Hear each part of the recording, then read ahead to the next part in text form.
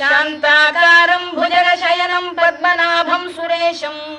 విశ్వాధారం గగన సదృశం మేఘవర్ణం శుభాంగం లక్ష్మీకాంతం కమలనయనం యోగిధృధ్యానగమ్యం వందే విష్ణుం భవభయహరం సర్వలోకైకనాథం మేఘశ్యామం పీతకౌశేయవాసం శ్రీవత్సాంకం కౌస్తుభోద్భాసితాంగం పుణ్యోపేతం పుండరీకాయతాక్షం విష్ణుం వందే సర్వలోకైకనాథం నమః సమస్తభూతానామాదిభూతాయ భూభృతే